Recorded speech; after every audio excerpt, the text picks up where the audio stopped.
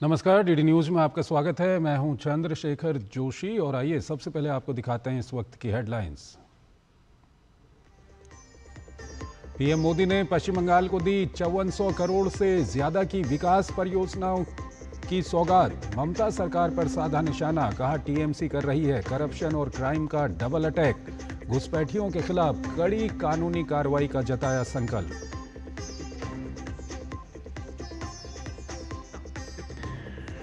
बिहार दौरे पर पीएम मोदी ने दी राज्य को 7000 करोड़ से अधिक की विकास परियोजनाओं की सौगात।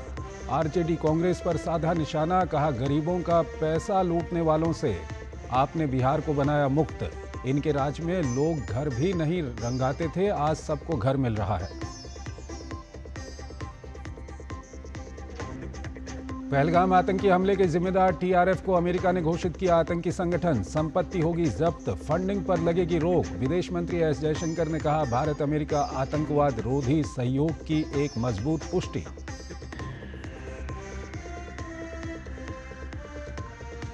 समुद्र में और बढ़ी भारतीय नौसेना की ताकत। बेड़े में शामिल हुआ देश का पहला स्वदेशी आईएनएस निस्तार। गहरे समुद्र में गोताखोरी और पनडुब्बी बचाव करने में है हिंदुस्तान शिपयार्ड लिमिटेड ने किया है डिजाइन और तैयार। यूरोपीय संघ ने रूस पर नए प्रतिबंधों को दी मंजूरी। रूस के वित्तीय संस्थानों के साथ सभी तरह के ट्रांजैक्शन पर रोक। ईयू की 18वीं पाबंदी सूची में भारतीय रिफाइनरी भी शामिल। भारत ने यूरोपीय संघ की एक तरफा पाबंदियों को किया खारिज। और आइए अब खबरों को विस्तार से देखते हैं। प्रधानमंत्री नरेंद्र मोदी आज पश्चिम बंगाल के दुर्गापुर पहुंचे तो विकास की बड़ी सौगात दी। पीएम मोदी ने बंगाल में ममता सरकार पर जमकर हमला बोला तो बंगाल की अस्मिता को संरक्षित करने के लिए डबल इंजन सरकार बनाने का आह्वान किया। पीएम मोदी ने ममता सरकार पर भ्रष्टाचार करने, घुसपैठ को बढ़ावा देने, महिलाओं की सुरक्षा से समझौता करने की बात कही तो बंगाल के युवाओं के भविष्य के साथ खिलवाड़ करने का आरोप भी लगाया। पीएम मोदी ने ममता सरकार पर देश में घुसपैठियों का खुलकर समर्थन करने का आरोप लगाया तो ऐलान किया कि घुसपैठियों के खिलाफ कार्रवाई नहीं रुकने वाली है। पीएम मोदी ने कहा कि बंगाल सरकार केंद्र की योजनाओं का फायदा बंगाल के लोगों को नहीं मिलने दे रही है।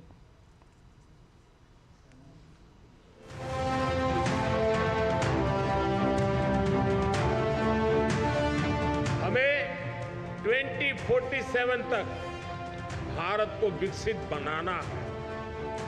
हमारा रास्ता है विकास से सशक्तिकरण, रोजगार से आत्मनिर्भरता और संवेदनशीलता से सुशासन।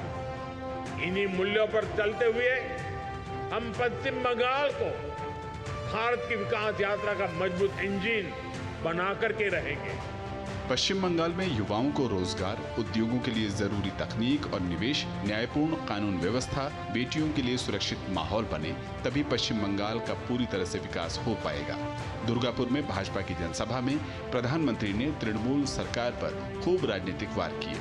उन्होंने कहा कि कभी यहाँ उद्योग थे, लेकिन आज तो निवेशक अपना पैसा भी नहीं लगाना चाहते हैं। ये जो टीएमसी का गुंडा टैक्स है, ये बंगाल में निवेश को रोकता है। यहां संसाधनों पर माफिया का कब्जा है, वो बंगाल में निवेश को रोकता है। यहां की सरकार नीतियां ही अपने नेताओं को भ्रष्टाचार की खुली छूट देने के लिए बनाती है। प्रधानमंत्री ने घुसपैठियों और तृणमूल की तुष्टीकरण की नीति को भी राज्य के विकास में बड़ी बाधा बताया। यहां टीएमसी ने अपने स्वार्थ में पश्चिम बंगाल की पहचान को भी दांव पर लगा दिया है। इसके लिए यहां घुसपैठ को बढ़ावा दिया जा रहा है, घुसपैठियों के फर्जी कागज बनाए जा रहे हैं। इसका एक पूरा इकोसिस्टम यहां डेवलप किया गया है। ये पश्चिम बंगाल की देश की सुरक्षा के लिए खतरा है। ये बांग्ला संस्कृति के लिए खतरा है, लेकिन तुष्टीकरण के लिए टीएमसी हर हद पार कर रही है। वहीं दूसरी ओर पश्चिम बंगाल के लिए 5400 करोड़ रुपए के विकास परियोजनाओं का लोकार्पण व शिलान्यास प्रधानमंत्री ने किया, जिसमें 1950 करोड़ रुपए की बांकुड़ा पुरुलिया में भारत पेट्रोलियम कॉर्पोरेशन की सिटी गैस वितरण परियोजना का शिलान्यास, पीएम ऊर्जा गंगा के तहत 1190 करोड़ रुपए की लागत वाली 132 किलोमीटर लंबी दुर्गापुर कोलकाता खंड का लोकार्पण, दुर्गापुर और रघुनाथपुर थर्मल पावर स्टेशन में 1457 करोड़ रुपए की अधिक लागत वाली रेट्रोफिटिंग प्रदूषण नियंत्रण प्रणाली का लोकार्पण और 36 किलोमीटर लंबी पुरुलिया कोटशिला रेल लाइन दोहरीकरण का लोकार्पण शामिल रहा। वहीं वर्धमान के तोपसी और पांडेश्वर में सेतु भारतम कार्यक्रम के तहत निर्मित 380 करोड़ रुपए से अधिक की लागत वाले आरओबी का उद्घाटन भी किया। प्रधानमंत्री ने कहा कि पश्चिम बंगाल के विकास में सबसे बड़ी बाधा टीएमसी की दीवार है। साथ ही वादा किया, अगर राज्य में भाजपा की सरकार बनती है तो वो विकास की गति को तेज करेगी।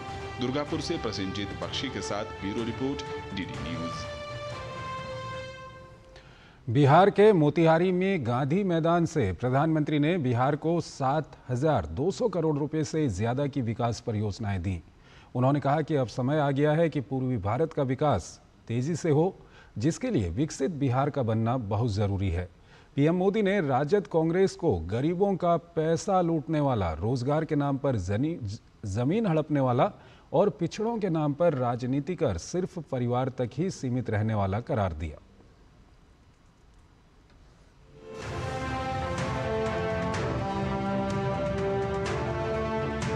भारत में ये दौर हमारे पूर्वी राज्यों का है। पूर्वी भारत को आगे बढ़ाने के लिए हमें बिहार को विकसित बिहार बनाना है। बिहार के लिए रेल लाइनों का दोहरीकरण, स्वचालित सिग्नलिंग, 4 अमृत भारत ट्रेनों का शुभारंभ, NH 319 के मोहनिया पररिया खंड का उद्घाटन, दरभंगा में नए सॉफ्टवेयर टेक्नोलॉजी पार्क्स का उद्घाटन, पटना में अत्याधुनिक इंक्यूबेशन सुविधा, ये सभी परियोजनाएं बिहार में संपर्क को बढ़ावा देंगी, साथ ही स्टार्टअप और स्वरोजगार को भी बढ़ाएंगी। प्रधानमंत्री ने कहा कि कभी बिहार में रोजगार के नाम पर लोग जमीनें लिखवा लिया करते थे, लेकिन आज हालात अलग हैं। जो लोग रोजगार देने के नाम पर आपकी जमीनें अपने नाम लिखवा लेते हैं, आप याद रखिए, एक और लालटेन का दौर वाला बिहार था, एक और ये नई उम्मीदों की रोशनी वाला बिहार है।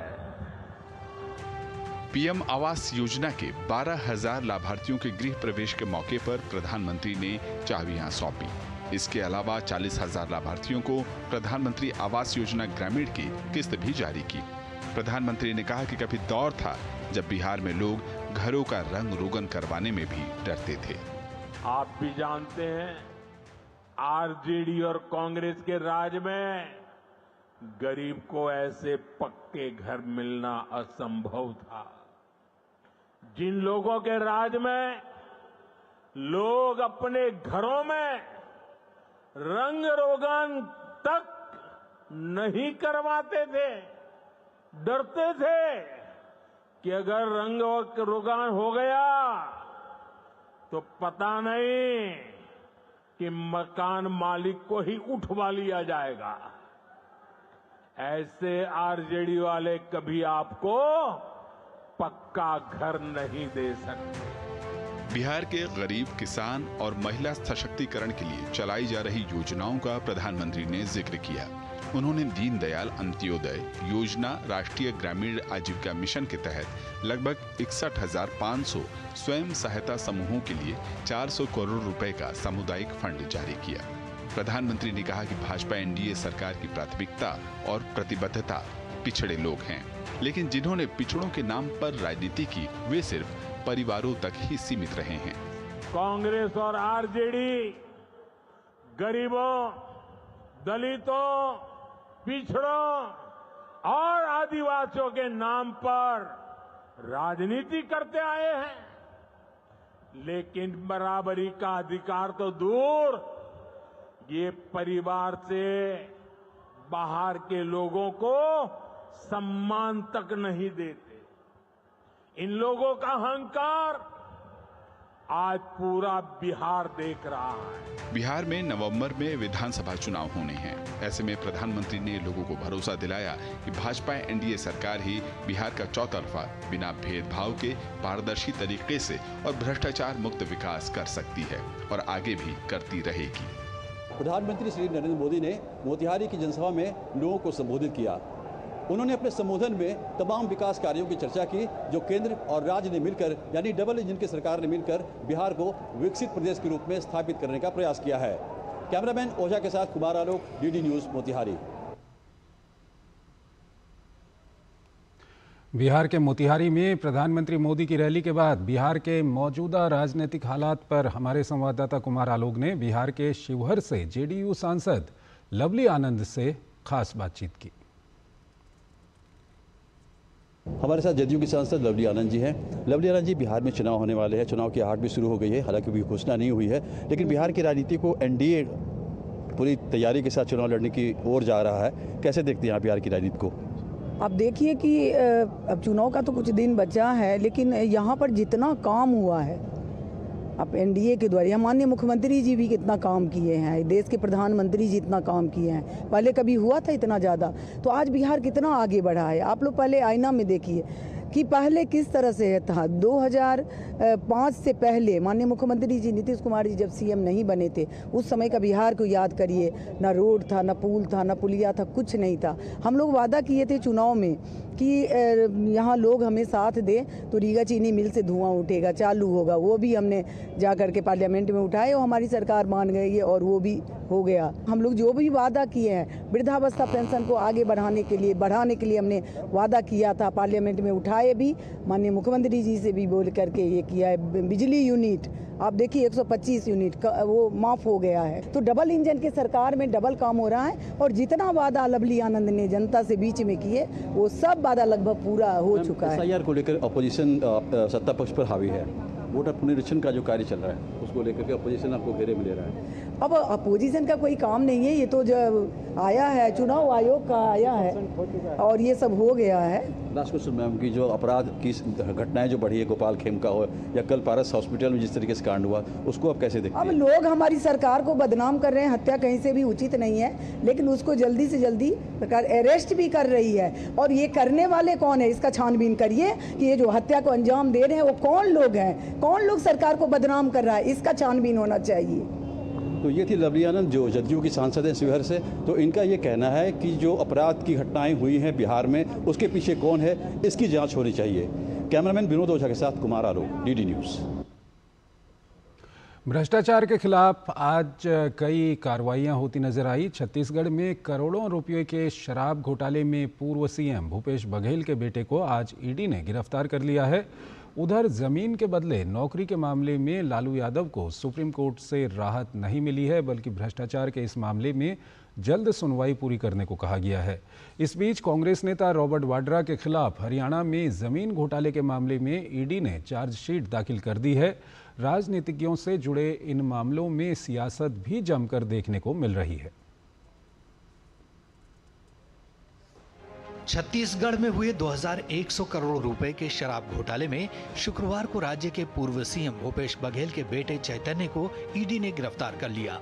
ईडी ने छत्तीसगढ़ शराब घोटाला मामले से जुड़े मनी लॉन्ड्रिंग के केस में छापेमारी की, जिसके बाद चैतन्य बघेल को गिरफ्तार किया गया। ईडी ने चैतन्य बघेल को पीएमएलए कोर्ट में पेश किया, जहां से कोर्ट ने चैतन्य बघेल को 5 दिनों की ईडी कस्टडी में भेज दिया है। छत्तीसगढ़ के बहुचर्चित शराब घोटाले में चैतन्य बघेल की गिरफ्तारी पर भूपेश बघेल ने इसे राजनीति से प्रेरित बताया, तो वहीं बीजेपी ने कहा है कि करोड़ों रुपए का घोटाला किया है तो जांच तो होगी ही। पक्ष को दबाने के लिए ये रणनीति अपनाई गई है। मेरे बेटे को टारगेट कर रहे हैं, इसका मतलब ये है दबाने की कोशिश। जिस तरह का भ्रष्टाचार किया गया है, भ्रष्टाचार में नवाचार किए गए हैं, भ्रष्टाचार में ब्रॉडकास्टिंग की गई है, भ्रष्टाचार एक्सपोर्ट किया गया है, कॉन्सेप्ट सब जानते हैं भाई। ये शराब घोटाला कांग्रेस की भूपेश बघेल सरकार के समय हुआ था, जिसमें कई अधिकारी और शराब माफियाओं की मिलीभगत से करीब 2100 करोड़ रुपए का घोटाला किया गया। 2018 में सीएम बनने के बाद भूपेश बघेल ने 2019 में ITS अधिकारी अरुणपति त्रिपाठी को आबकारी विभाग की जिम्मेदारी दी। त्रिपाठी के कमान संभालने के बाद अवैध रूप से शराब की बिक्री की गई। नकली होलोग्राम लगी शराब की बोतलों को सिंडिकेट के माध्यम से बेचा गया। करीब 40 लाख लीटर शराब सरकारी रिकॉर्ड के बिना बेची गई। आरोप है कि इस घोटाले में करोड़ों रुपए का बंटवारा हुआ। इसका पैसा भूपेश बघेल तक उनके करीबियों के माध्यम से पहुंचता था। इस मामले में बघेल कैबिनेट में आबकारी मंत्री की भी गिरफ्तारी हुई थी। इसी घोटाले को लेकर ईडी ने मनी लॉन्ड्रिंग का मामला दर्ज किया है। ईडी के अनुसार छत्तीसगढ़ में कथित शराब घोटाला 2019 और 2022 के बीच हुआ था, जब छत्तीसगढ़ में भूपेश बघेल के नेतृत्व वाली कांग्रेस की सरकार थी। हालांकि ईडी इस पूरे मामले की जांच कर रही है। आने वाले दिनों में कई महत्वपूर्ण खुलासे हो सकते हैं। इस बीच हरियाणा में जमीन घोटाले को लेकर ईडी ने रॉबर्ट वाड्रा के खिलाफ चार्जशीट दाखिल की है। इस पर कांग्रेस के नेता राहुल गांधी ने ईडी पर परेशान करने का आरोप लगाया था, जिसके बाद बीजेपी ने कांग्रेस और गांधी परिवार पर जमकर हमला बोला। बीकानेर में ये आम चर्चा है कि इन्होंने किसानों की जमीनें सस्ती दर पे खरीदी और मुनाफा कमाने के लिए महंगी दर पे बेची और सीलिंग एक्ट का उल्लंघन किया। आज एक तो राहुल गांधी ने स्पष्ट कर दिया है कि पूरी तरह से या तो उनको जानकारी थी रॉबर्ट वाड्रा के काले कारनामों के बारे में, या हो सकता है कि वो पूरी तरह से इसमें इन्वॉल्व भी थे। उधर भ्रष्टाचार के मामले में पूर्व रेल मंत्री लालू प्रसाद यादव को सुप्रीम कोर्ट से राहत नहीं मिली है। जमीन के बदले नौकरी देने के मामले में सुप्रीम कोर्ट ने ट्रायल की कोर्ट की सुनवाई पर रोक लगाने से मना कर दिया है, तो दिल्ली हाई कोर्ट से जल्द सुनवाई करने को भी कहा है। उधर भ्रष्टाचार के मामले पर ही आम आदमी पार्टी भी लगातार सवालों के घेरे में है। बीजेपी ने आप पर आरोप लगाया है कि दिल्ली में लूट मचाने के बाद अब आपकी सरकार पंजाब को लूट रही है। इतने घोटाले उन्होंने किए हैं कि अगर रोज के हिसाब से भी ट्रायल शुरू करे तो भी 10 सालों में उनकी ट्रायलें नहीं पूरी हो सकती, जितनी उन्होंने हर चीज में घोटाला है। अभी ये सिर्फ दिल्ली के घोटाले हैं, पंजाब के घोटाले अभी अलग से हैं। पंजाब को अब उन्होंने लूटने का अड्डा बना रखा है। भ्रष्टाचार के खिलाफ कार्रवाई के लिहाज से शुक्रवार का दिन काफी खास रहा, जहां सुप्रीम कोर्ट भ्रष्टाचार पर बेहद सख्त नजर आया, तो एजेंसियां भी कार्रवाई करती हुई नजर आ रही हैं। रायपुर से सोमेश पटेल और दिल्ली से शैलेंद्र मिश्रा के साथ ब्यूरो रिपोर्ट, डीडी न्यूज। आतंकवाद के खिलाफ भारत ने जिस तरह से दुनिया के सामने सबूतों के साथ बात रखी है, उसका असर अब दिखने लगा है। पहलगाम आतंकी हमले के बाद भारत ने दुनिया के सामने सबूतों के साथ अपनी बात रखी थी, जिसके बाद इस आतंकी हमले को अंजाम देने वाले TRF को अब अमेरिका ने आतंकी संगठन घोषित कर दिया है। अमेरिका ने पाकिस्तान समर्थित TRF को विदेशी आतंकवादी संगठन और विशेष रूप से नामित वैश्विक आतंकवादी की सूची में डाल दिया है। विदेश मंत्री एस जयशंकर ने इस फैसले की सराहना की और इसे भारत अमेरिका आतंकवाद रोधी सहयोग की एक मजबूत पुष्टि बताया। आतंकवाद के खिलाफ जंग में भारत दुनिया के मंच पर अपनी बातें प्रमुखता से रख रहा है। यही वजह है कि पूरी दुनिया भारत को इस मामले में समर्थन दे रही है। अमेरिका ने पहलगाम हमले के लिए जिम्मेदार पाक समर्थित द रेजिस्टेंस फ्रंट यानी कि TRF को विदेशी आतंकवादी संगठन और विशेष रूप से नामित वैश्विक आतंकवादी की सूची में डाल दिया है। अमेरिकी विदेश मंत्रालय ने TRF को पाकिस्तान स्थित लश्कर ए तोयबा का मुखौटा संगठन और सहयोगी बताया है। अमेरिकी विदेश मंत्री मार्को रूबियो ने एक बयान में इसे अमेरिकी राष्ट्रपति का पीड़ितों के प्रति न्याय करार दिया। मार्को रूबियो ने अपने बयान में लिखा, लश्कर ए तोयबा का एक मुखौटा और प्रॉक्सी TRF ने 22 अप्रैल 2025 को भारत के पहलगाम में हुए हमले की जिम्मेदारी ली थी, जिसमें 26 नागरिक मारे गए थे। ये 2008 में मुंबई हमलों के बाद लश्कर का भारत में नागरिकों पर किया गया सबसे घातक हमला था। TRF ने भारतीय सुरक्षा बलों पर कई हमलों की जिम्मेदारी भी ली है, जिनमें 2024 का हमला भी शामिल है।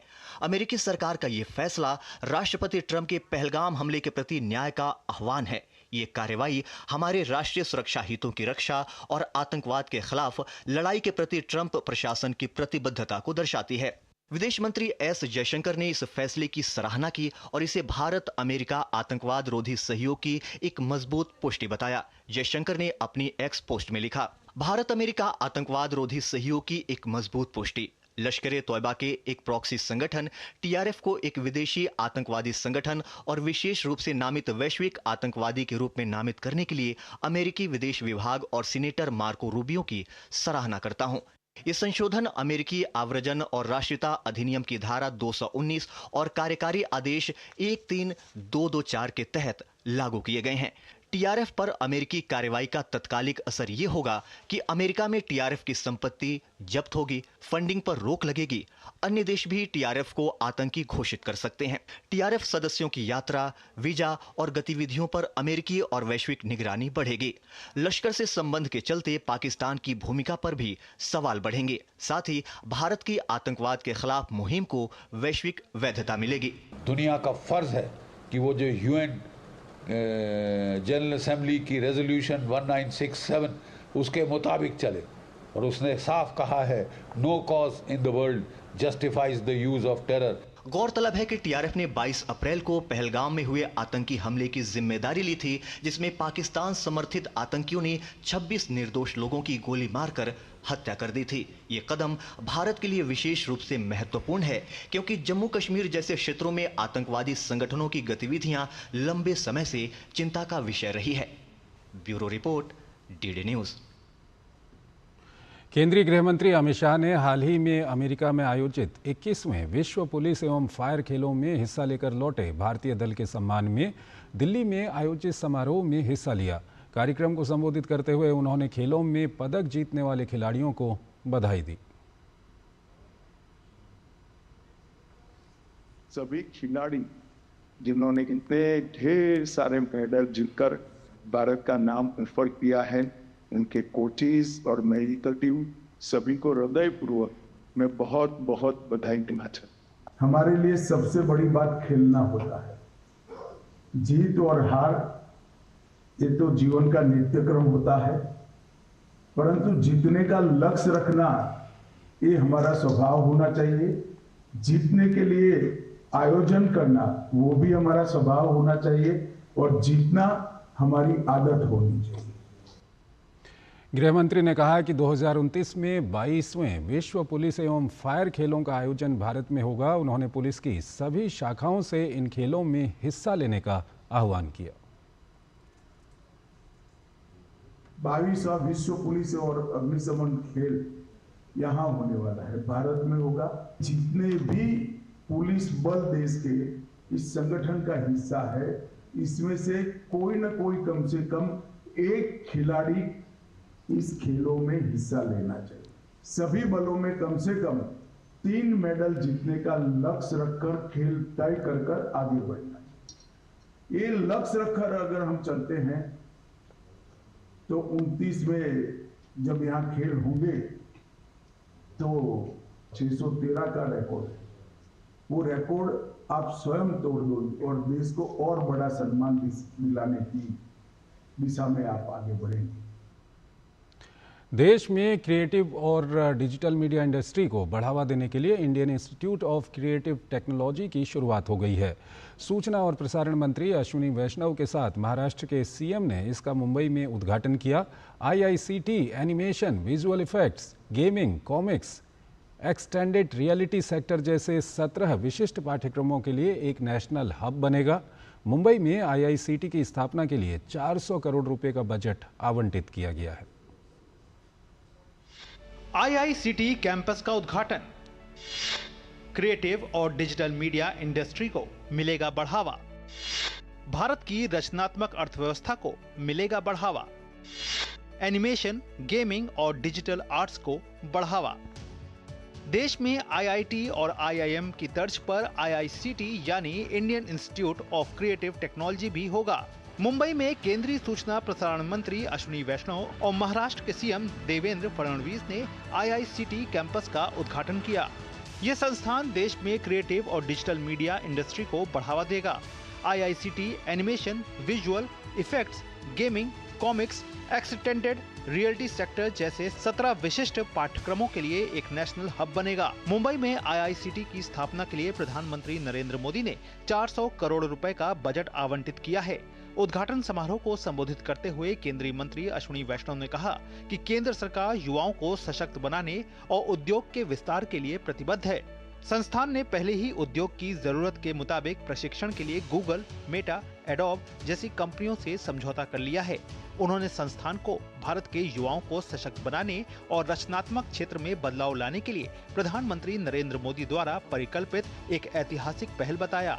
उन्होंने कहा कि ये कैंपस भारत में सबसे अच्छे कैंपस में से एक होगा। टेक्नोलॉजी आज की क्रिएटिव वर्ल्ड में जिस तरह से एक इंटीग्रल पार्ट बन चुकी है, उसमें बहुत ज़रूरी है कि हमारे क्रिएटिव इकोनॉमी में काम करने वाले जितने भी लोग हैं और जो इससे जुड़ना चाहते हैं, उन सबको हम नए स्किल्स दें, टेक्नोलॉजीज़ में ट्रेनिंग दें, नए टूल्स दें और दुनिया में जो बेस्ट हो रहा है उसको हम अपने यहाँ पर भारत में लेके आए और यहाँ से नए इंक्यूबेशन, नए आइडियाज़, नई टेक्नोलॉजीज़ भी भारत से बने। कार्यक्रम में मौजूद महाराष्ट्र के मुख्यमंत्री देवेंद्र फडणवीस ने केंद्रीय मंत्री अश्विनी वैष्णव का सम्मान किया। साथ ही वेव समिट के आयोजन में 150 करोड़ रुपए के सहयोग की घोषणा की। कार्यक्रम में वेव्स पारिस्थितिकी तंत्र के अभिन्न पहलुओं पर कई रिपोर्टों और पहलों का औपचारिक अनावरण किया गया, जिसमें इनोवेशन, एडॉप्शन और ग्लोबल एंगेजमेंट पर ध्यान केंद्रित किया गया है। इन रिपोर्ट में वेव्स परिणाम रिपोर्ट, सम्मेलन ट्रैक पर रिपोर्ट, वैश्विक मीडिया संवाद, coffee table book, creatosphere report, wave X report, waves बाजार रिपोर्ट शामिल है। ये प्रकाशन भारत के मीडिया एवं मनोरंजन क्षेत्र की असाधारण गतिशीलता और विविधता को उजागर करते हैं, जिसमें film, television, animation, gaming, immersive media, live event, संगीत और डिजिटल सामग्री शामिल है। इस अवसर पर प्रसार भारती और महाराष्ट्र सरकार के बीच महाराष्ट्र फिल्म, रंगमंच एवं सांस्कृतिक विकास निगम लिमिटेड के माध्यम से एक समझौता ज्ञापन पर भी हस्ताक्षर किए गए। ब्यूरो इनपुट के साथ शिशिर सेलार की रिपोर्ट, DD न्यूज। मुंबई में आज Indian institute of creative technology IICT का उद्घाटन हुआ। IICT से देश में संस्कृति उद्योग को बढ़ावा मिलेगा और भारत कल्चरल हब बनेगा। DD न्यूज़ के संवाददाता शिशिर शेलार ने इस संदर्भ में प्रसिद्ध लेखक अमीश त्रिपाठी से खास बातचीत की। क्रिएटिव इंडस्ट्री को नई दिशा देने का काम IICT के माध्यम से हो जाए, जो कि प्रधानमंत्री का एक बहुत अगर कहें महत्वपूर्ण विजन है। कितना फायदेमंद होगा ये इंस्टीट्यूट, इसके बारे में ज़्यादा जानकारी इस वक्त हमारे साथ अमीश त्रिपाठी सर है। सबसे पहली बात सर, इस प्रकार का इंस्टीट्यूट जिसकी ज़रूरत थी क्रिएटिव इंडस्ट्री को, खास तौर पर उन बच्चों को जो क्रिएटिव वर्ल्ड में एक कहीं ना कहीं अपना मुकाम बनाना चाह रहे हैं, एक इस प्रकार की ट्रेनिंग देने की ज़रूरत है जिसकी शायद अब तक भारत में ऐसा कोई इंस्टीट्यूट नहीं था। कल्चर इंडस्ट्री हमारे देश में एक तरह से गृह उद्योग जैसे चल रहा है कि इतना प्रोफेशनलिज्म नहीं है। आप जो कंपनी अभी हाल में ही फिल्म जगत में भी, चित्रपट जगत में भी हाल में ही कुछ कंपनियां बने हैं। देखिए, विदेश में ये इंडस्ट्री, ये उद्योग सबसे बड़े उद्योगों में से एक है, तो यहाँ पे प्रोफेशनलाइजेशन की ज़रूरत है। मेरा अनुमान है कि जो IICT जो बन रहा है, इसका भी प्रभाव इसी तरह ये सांस्कृतिक उद्योग पर होगा। तो भारतीय सरकार और महाराष्ट्र सरकार को बहुत बहुत आभार कि भारत की कहानियाँ जो है, भारत की किस्से है, भारत का साहित्य है, वो अलग ढंग से, अलग रूप में लोगों के सामने प्रेजेंट हो। इसका भी कहीं ना कहीं प्रयास IICT के माध्यम से होगा। आप इसको किस प्रकार से, इस पहल को देखते हैं? हमारी कहानियों में इतनी शक्ति है कि हज़ारों साल तक जितने भी प्रहार हुए हमारे ऊपर आज भी जिंदा हैं, लेकिन जब हम विदेश में जा रहे हैं अपनी कहानियाँ सुनाने, तो क्या हम उसी प्रोफेशनल तरीके से करते हैं जैसे विदेशी कहानियाँ पेश की जाती हैं? इस तरह से हमारे उद्योग को प्रोफेशनलाइज किया जा सकता है। ये एक बहुत महत्वपूर्ण एक पहल है और IICT, मेरा अनुमान है कि इसका प्रभाव बहुत बहुत अधिक होगा। कि अब इस प्रकार का जो इंस्टीट्यूट होगा तो भारत का भी नाम उसी तर्ज पर अंतर्राष्ट्रीय जो विद्यार्थी वो यहाँ पर पढ़ने के लिए आएंगे। आप किस प्रकार से देखते हैं? क्यों नहीं, क्योंकि IIT-IIM अभी पूरे विश्व भर में सबसे ऊंचे दर्जे पर है। कैंपस एक बहुत विशाल अच्छा बन रहा है फिल्म सिटी में। सरकार हमारे आशाओं पर खरी उतरेगी, IICT बहुत अच्छी कैंपस बनेगी। बात हो चुकी है, लेकिन इसका प्रमुख उद्देश्य अगर देखा जाए तो सिर्फ भारत की अगर बात करें, उसके क्रिएटिव इंडस्ट्री को बढ़ावा देना नहीं, बल्कि अंतर्राष्ट्रीय स्तर पर भी जो है एक बड़े नाम जो है IICT का हो, इस पर भी सरकार ध्यान दे रही है। शिशिर शेलार, DD न्यूज़, मुंबई। रक्षा के क्षेत्र में भारत बहुत तेजी के साथ आत्मनिर्भरता हासिल कर रहा है। सेना के तीनों अंगों के लिए रक्षा साजो सामान की निर्माण मेक इन इंडिया पहल के तहत हो रही है। भारतीय हथियारों की गूंज आकाश से लेकर पृथ्वी तक सुनाई दे रही है, जिससे साफ जाहिर होता है कि रक्षा क्षेत्र में किस तरह भारत तेजी से अपनी मजबूत मौजूदगी प्रदर्शित कर रहा है। देश का रक्षा क्षेत्र लगातार मजबूत हो रहा है और वो भी आत्मनिर्भर तरीके से। देश की सुरक्षा में नई कड़ी जुड़ी है निस्तार के रूप में। रक्षा राज्य मंत्री और नौसेना प्रमुख की मौजूदगी में आईएनएस निस्तार विधिवत रूप से नौसेना में शामिल हो गया। स्वदेशी रूप से डिजाइन और निर्मित पहला डाइविंग सपोर्ट पोत आईएनएस निस्तार का विशाखापत्तनम में जलावतरण किया गया। ये पोत गहरे समुद्र में बचाव अभियान के लिए डिजाइन किया गया है। इसे हिंदुस्तान शिपयार्ड लिमिटेड ने डिजाइन और तैयार किया है। ये गहरे समुद्र में गोताखोरी और पनडुब्बी बचाव करने में सक्षम है। अब समुद्र की गहराइयों से निकलकर चलते हैं जमीन पर शेर से मिलने। शेर यानी साहस, शक्ति और गौरव का प्रतीक भारत में निर्मित AK-203 assault rifle. Make in India का नायाब नमूना इस राइफल का उत्पादन Indo Russian rifle private limited ने किया है। 2032 तक शेर सेना में तैनात 6 लाख से ज्यादा इंसॉस राइफल की जगह ले लेगा। अब जमीन से उड़कर चलते हैं आसमान में। गुरुवार को भारत ने अपनी सामरिक क्षमताओं को और अधिक मजबूत करते हुए पृथ्वी 2 और अग्नि 1 मिसाइल का सफल परीक्षण किया। दरअसल गुरुवार को ओडिशा के चांदीपुर स्थित एकीकृत परीक्षण रेंज से इन दोनों मिसाइलों का परीक्षण किया गया। शॉर्ट रेंज की ये दोनों मिसाइलें सभी परिचालन और तकनीकी मानकों पर खरी उतरती हैं। इतना ही नहीं, गुरुवार को भारत ने एक और महत्वपूर्ण सैन्य उपलब्धि हासिल की। भारतीय सेना ने लद्दाख सेक्टर में ऊंचाई पर स्थित 2 तेज गति वाले हवाई लक्ष्यों को सफलतापूर्वक नष्ट कर दिया। ये कार्रवाई आकाश प्राइम के जरिए की गई। इस सफलता को भारतीय वायु रक्षा क्षमताओं के क्षेत्र में एक बड़ा कदम माना जा रहा है। भारत की वायु रक्षा क्षमताओं, विशेष रूप से ऊंचाई पर स्थित परिचालन आवश्यकताओं को पूरा करने के लिए ये एक महत्वपूर्ण कदम माना जा रहा है। और अब बात स्वदेशी लड़ाकू विमान तेजस की। हिंदुस्तान एरोनॉटिक्स लिमिटेड यानी कि HAL को L&T से भारत में ही निर्मित हल्के लड़ाकू विमान तेजस MK-1A की असेंबली के लिए पहला सेट मिल गया है। ये भारत के स्वदेशी लड़ाकू विमान कार्यक्रम के लिए महत्वपूर्ण उपलब्धि है और रक्षा विनिर्माण में आत्मरक्षा की और मजबूत कदम है। DD न्यूज के लिए विशाल बैरिस्टो की रिपोर्ट।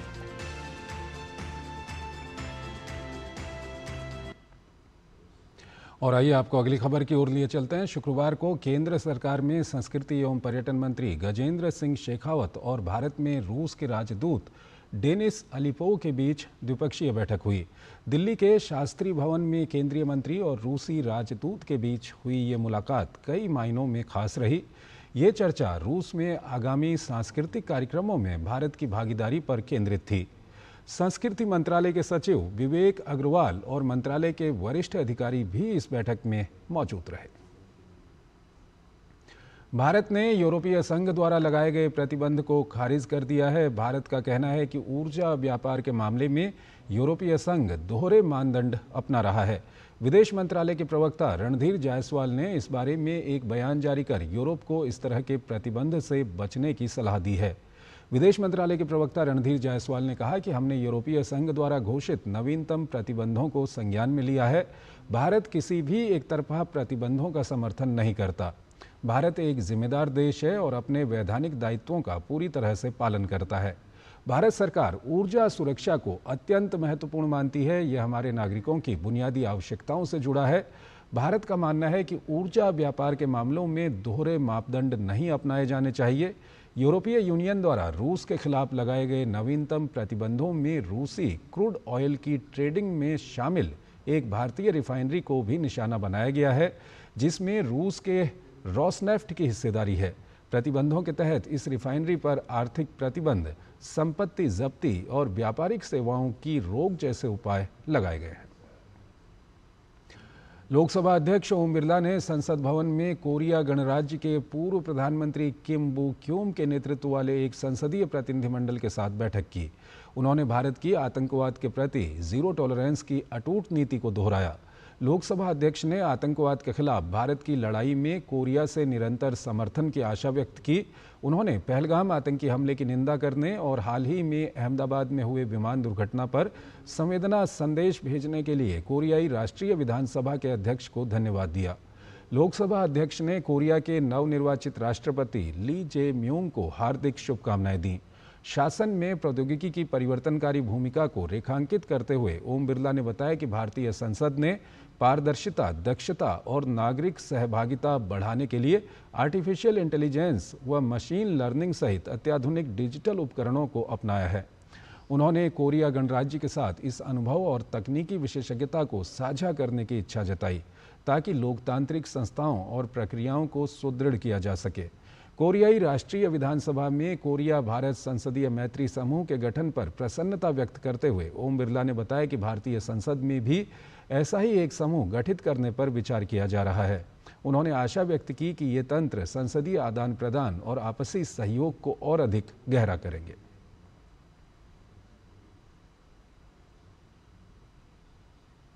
इससे पहले दक्षिण कोरियाई प्रतिनिधिमंडल के सदस्यों ने राजघाट पहुंचकर राष्ट्रपिता महात्मा गांधी की समाधि पर पुष्पांजलि अर्पित की। अंबेडकर इंटरनेशनल में all India petroleum dealers association सम्मेलन 2025 का आयोजन किया गया। सम्मेलन में केंद्रीय परिवहन राज्य मंत्री हर्ष मल्होत्रा ने हिस्सा लिया। एसोसिएशन के अध्यक्ष अजय बंसल के नेतृत्व में सम्मेलन में HPCL, IOCL, IGL के निदेशक ने हिस्सा लिया। सम्मेलन में पेट्रोल पंप मालिकों की तरफ से उनका विश्वास जीतने, पंप पर शौचालय की व्यवस्था रखने पर गहन चर्चा हुई। प्रकार की क्वालिटी क्वांटिटी को कैसे वो चेक कर सकते हैं, उनका क्या राइट है सर्विस का, और जैसे कि वो हमसे कुछ लेने आते हैं मतलब पेट्रोल डीजल, तो वो हमें भी कहते हैं हमें उनको क्या देना है, तो देने में उनका विश्वास भी उसमें शामिल है कि वो जब लें तो कुछ हद तक जो हमारे यहाँ पर एक ब्लैक शीप और एक गलत चीज़ के लिए पोर्ट्रेट किया जाता है पेट्रोल को, उसको कैसे वॉश आउट किया जा सके, और साथ साथ हमारे जितने भी और सुविधाएं हैं, चाहे वो टॉयलेट है, चाहे वाटर है, चाहे और जो चीज़ें हैं वो कैसे ऐड किया जाए। मुख्य अतिथि के रूप में पहुंचे केंद्रीय परिवहन राज्य मंत्री हर्ष मल्होत्रा ने पेट्रोल पंप और सड़क के संबंधों के बारे में बताया। साथ ही उन्होंने बीते 11 सालों में सड़क परिवहन के क्षेत्र में हुए कार्यों पर अपनी बात रखी। केंद्रीय मंत्री ने कहा कि 11 सालों में भारत में सड़क परिवहन का 92,000 किलोमीटर से बढ़कर 1,46,000 किलोमीटर तक सड़क परिवहन पहुंच चुका है। नॉर्थ ईस्टर्न स्टेट में भी 10,000 किलोमीटर से अधिक का नेशनल हाईवे बन चुका है, जहां परिवहन के साथ लोगों को प्रत्यक्ष और अप्रत्यक्ष रूप में भरपूर रोजगार मिले हैं। देश के अंदर जो रोड इंफ्रास्ट्रक्चर है वो 92,000 किलोमीटर से 1,46,000 किलोमीटर पहुंचा है, और ये रोड इंफ्रास्ट्रक्चर केवल कंक्रीट और बिटुमिन की रोड्स नहीं है, ये देश की लाइफलाइन है, देश की इकोनॉमी को आगे बढ़ाने का एक सबसे बड़ा टूल है, जिसके कारण से आज अगर भारत विश्व की चौथी बड़ी इकोनॉमी बना है तो उसमें रोड इंफ्रास्ट्रक्चर और उससे जुड़े हुए एलाइड फील्ड्स, जिसमें पेट्रोलियम बहुत बड़ा फील्ड है, उसका बहुत बड़ा हाथ है। स्पेन दौरे पर गए मध्य प्रदेश के मुख्यमंत्री मोहन यादव ने बार्सिलोना में कैटेलोनिया के विदेश मंत्री जैम डच गुइलोट से मुलाकात की। इस मुलाकात में दोनों के बीच साझेदारी और सहयोग को लेकर बात हुई। उच्च शिक्षा और शोध में आपसी सहयोग के लिए दोनों के बीच अकादमिक साझेदारी की दिशा में पहल पर चर्चा हुई।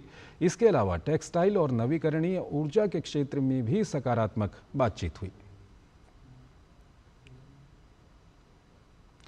छत्तीसगढ़ के नारायणपुर जिले में सुरक्षा बलों ने माओवादियों के खिलाफ बड़ी सफलता हासिल की है। सुरक्षा बलों ने 6 नक्सलियों को मार गिराया है। पुलिस के अनुसार ये मुठभेड़ शुक्रवार दोपहर अबूझमाड़ क्षेत्र के जंगलों में हुई।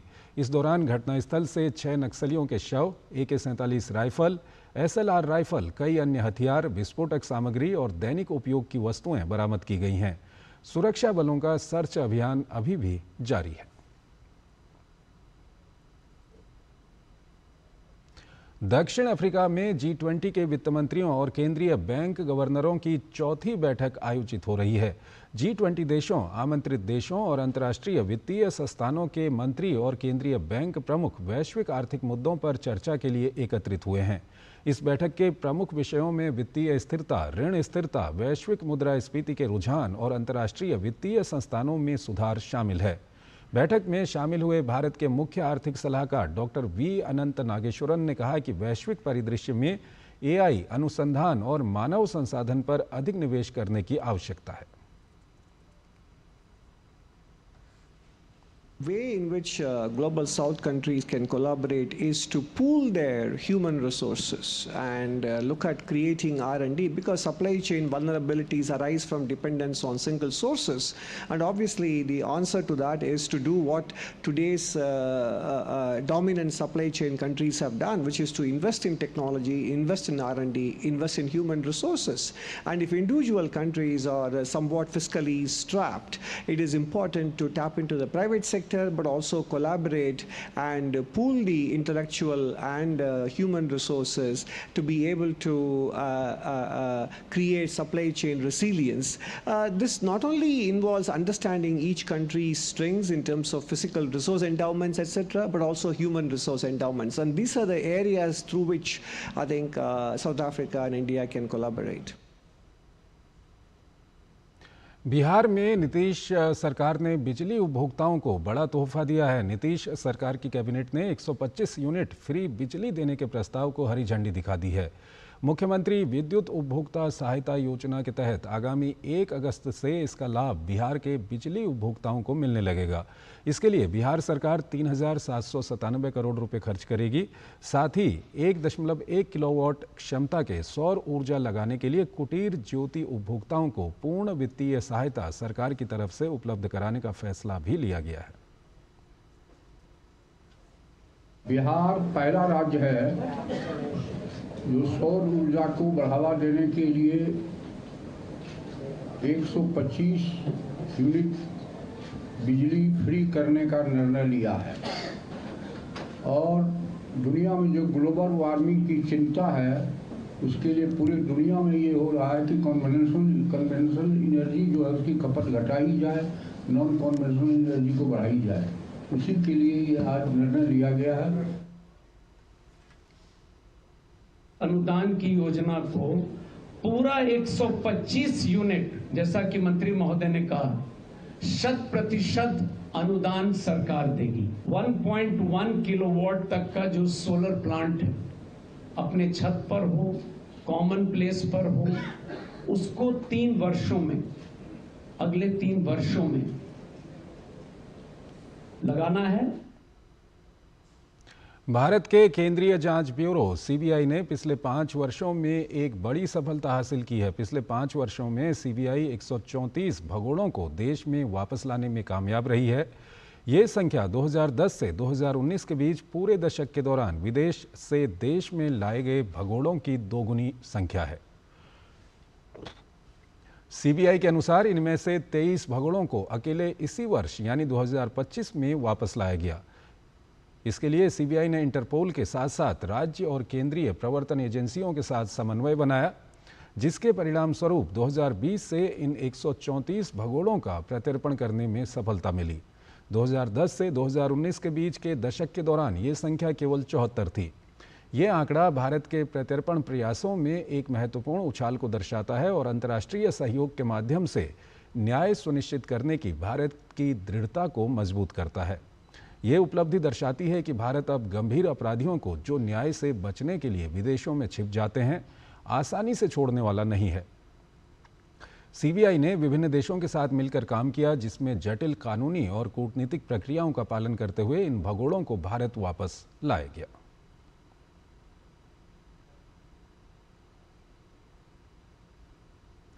राष्ट्रीय स्वयंसेवक संघ के आनुषंगिक संगठन शिक्षा संस्कृति उत्थान न्यास 25 से 28 जुलाई के बीच आदि शंकराचार्य की जन्मभूमि केरल के कालड़ी में ज्ञान सभा का आयोजन करने जा रहा है।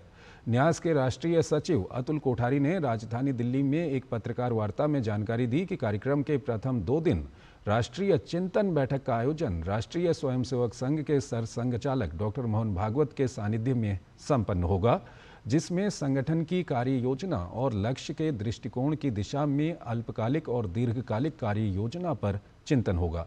साथ ही 27 जुलाई को शिक्षा में भारतीयता विषय पर एक सार्वजनिक कार्यक्रम भी प्रस्तावित है, जिसमें डॉक्टर मोहन भागवत का व्याख्यान होगा।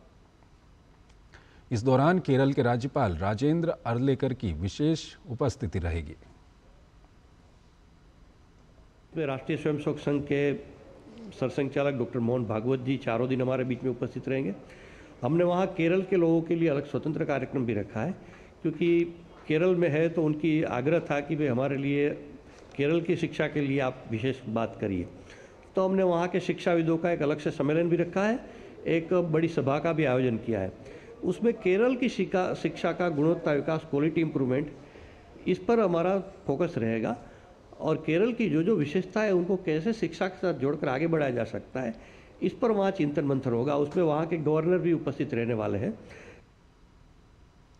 केंद्रीय औषधि मानक नियंत्रण संगठन CDSO ने नियमित नियामक निगरानी गतिविधि के तहत नकली दवाओं और मानक गुणवत्ता के अनुरूप न होने वाली दवाओं की सूची CDSCO पोर्टल पर प्रकाशित की हैं। जून 2025 के लिए केंद्रीय औषधि परीक्षण प्रयोगशालाओं ने 55 दवाओं और राज्य औषधि परीक्षण प्रयोगशालाओं ने 130 दवाओं के नमूनों को मानक गुणवत्ता के अनुरूप नहीं पाया। इसके अलावा बिहार से 1, नई दिल्ली से 1 और तेलंगाना से 2 दवा के नमूने नकली पाए गए। नकली दवाओं को परखने की ये कार्रवाई नियमित आधार पर की जाती है ताकि नकली दवाओं को बाजार से हटाया जा सके।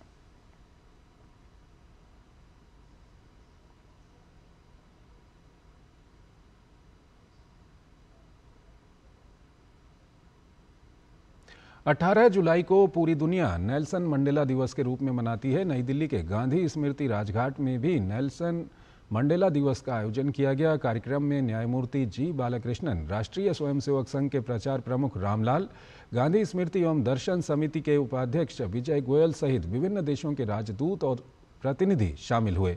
कार्यक्रम में महात्मा गांधी और नेल्सन मंडेला के विचारों और योगदान को याद करते हुए वर्तमान समय में उसकी आवश्यकता और प्रासंगिकता को व्यक्त किया गया।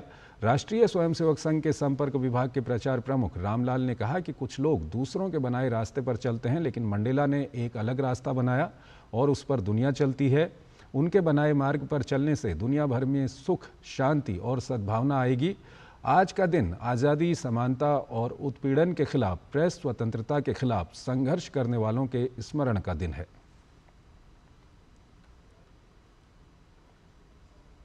आतंकवाद से दुनिया पीड़ित है। छोटी छोटी बातों पर इंटॉलरेंस दुनिया में दिखाई दे रही है। तब ऐसे महापुरुषों को याद करते हुए और दुनिया में सुख शांति का संदेश इस कार्यक्रम के माध्यम से जाए, ये बहुत आवश्यक है। वो आज इस फाउंडेशन की ओर से गया है और मैं आप सबके माध्यम से ये आशा करता हूँ कि जो भारत की संस्कृति है, जिसमें गांधी जी भी पले बढ़े थे, उसने पूरी दुनिया को हमेशा एक परिवार माना है। वसुधैव कुटुंबकम, सर्वे भवन्तु सुखिनः का उन्होंने संदेश दिया है। तो भारत ने हमेशा दुनिया को जोड़ने का काम किया है।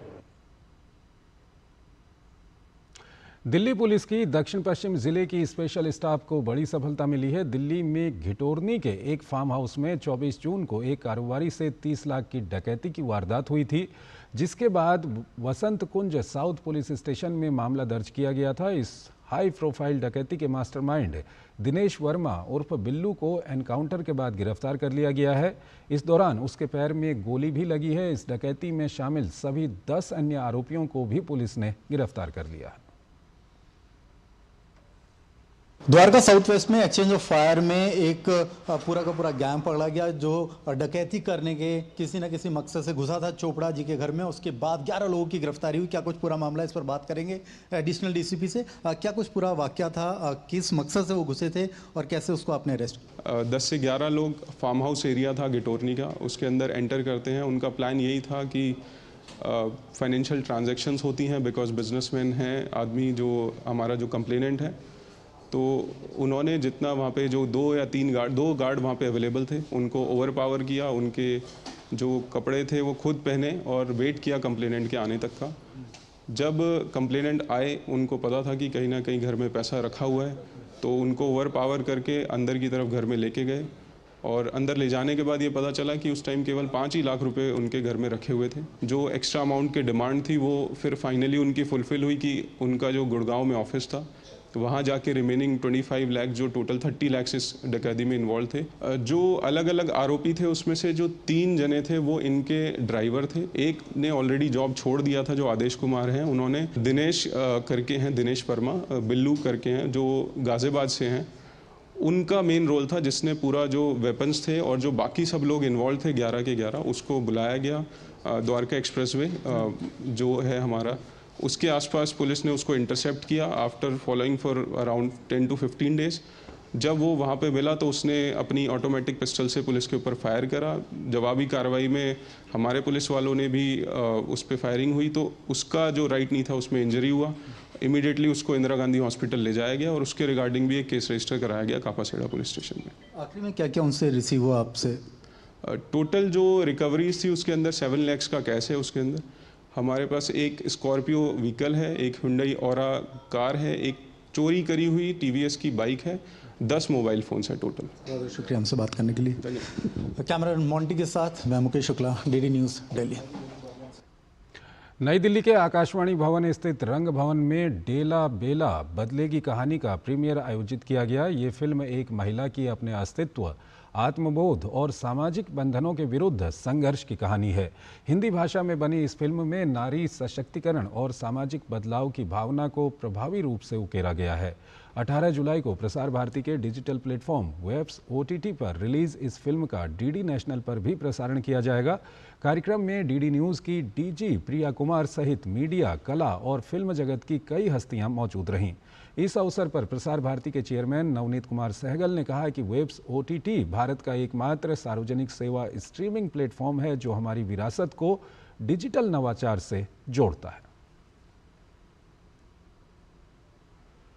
वेव्स OTT पर ये पहला एक किसी फिल्म का प्रीमियर प्रोग्राम हो रहा है।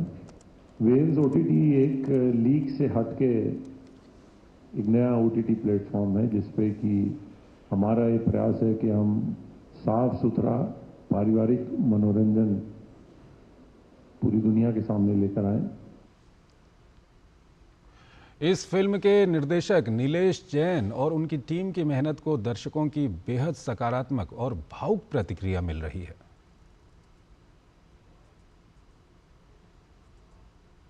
इस फिल्म की जो कहानी है वो कहानी में एक किरदार है, उस किरदार का नाम है वेव्स OTT। आप सोचेंगे ये कैसे हो सकता है, क्योंकि दोनों की सोल एक है। दोनों की सोल एक सेंस में एक है कि वेव्स OTT भी बदलते हिंदुस्तान की कहानी है और ये भी बदलते हिंदुस्तान की कहानी है। और आइए अब नजर डालते हैं दिन भर की कुछ और महत्वपूर्ण खबरों पर फटाफट अंदाज में। केंद्रीय गृह मंत्री अमित शाह ने हाल ही में अमेरिका में आयोजित 21वें विश्व पुलिस एवं अग्निशमन खेलों में हिस्सा लेकर लौटे भारतीय दल के सम्मान में आयोजित समारोह में हिस्सा लिया। कार्यक्रम को संबोधित करते हुए उन्होंने खेलों में पदक जीतने वाले खिलाड़ियों को बधाई दी। इस दौरान गृह मंत्री ने कहा कि 2029 में 22वें विश्व पुलिस एवं अग्निशमन खेल भारत में आयोजित होंगे।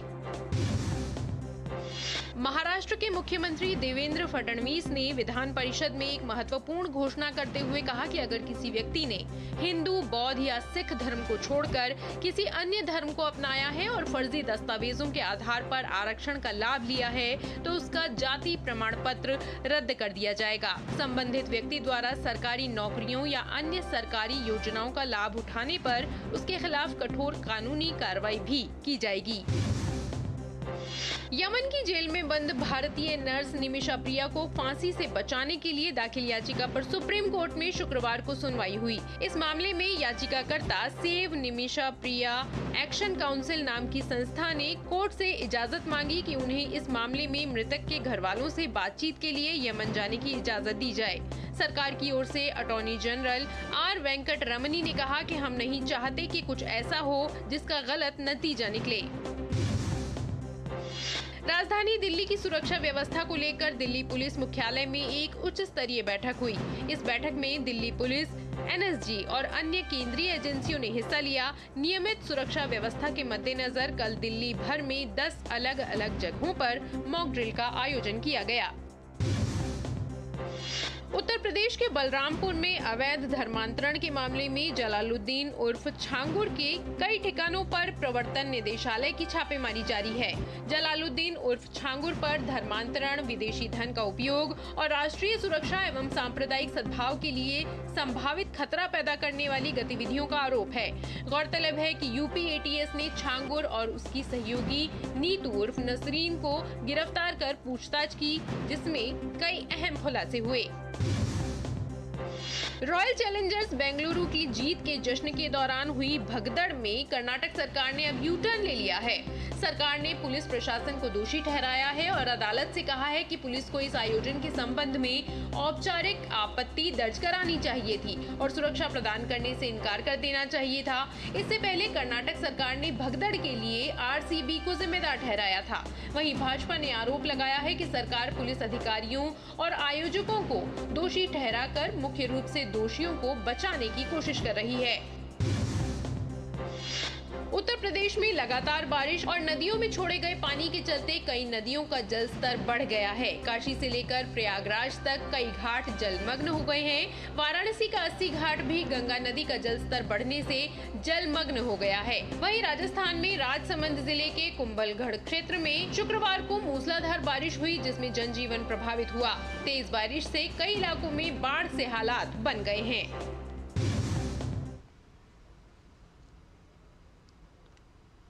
तो इस बुलेटिन में फिलहाल इतना ही। आप बने रहिए DD न्यूज़ के साथ। नमस्कार।